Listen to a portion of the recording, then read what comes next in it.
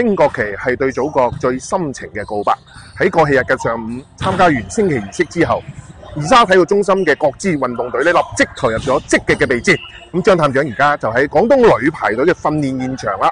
就是在國慶這一天參加升旗儀式，也是蠻特別的嘛。在接下來國慶節裏頭，我們也是要去有一個積極備戰全運會的一個狀態。國慶期間呢，因為我哋準備全運會決賽啊，我哋呢個階段呢都仲係以週計劃為主啊，從週一到週六都係上下午正常訓練。以往國慶節都稍為調整一下啦，但係依家全運會決賽就肯定係冇呢個假期嘅。因為全運會就近啦，咁所以就基本冇得休息啦。我哋1號到8號都除咗係如果週日有得休息之外，都係訓練嘅。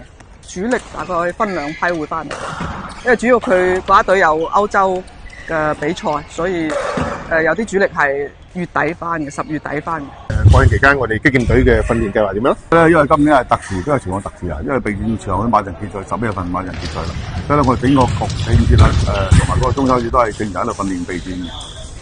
第 N+1 次啦，我都唔知，反正未放過假咯，即係一直都喺度備戰當中，每一年嘅假期都特別少，除咗即係有時候春節都得嘅2-3日嘅啫。係啊，反正而家呢個國慶節我哋都喺度緊張咁備戰緊啦，其實一切都係正常。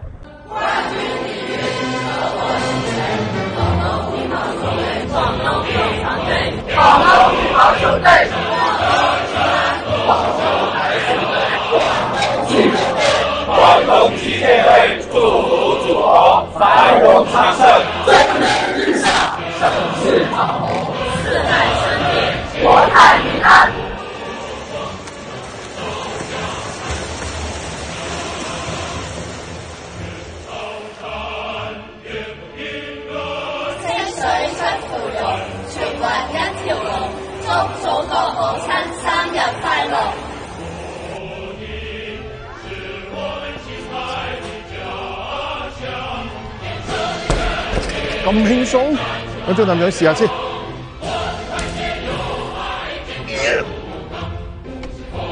真係拉唔喐啊！所以話咧，專業人先能夠做專業事。咁張探長嘅專業咧，就係為大家解鎖更多全運故事。至於爭金奪銀，就留翻俾我哋嘅廣東健兒啦。廣東體育，加油！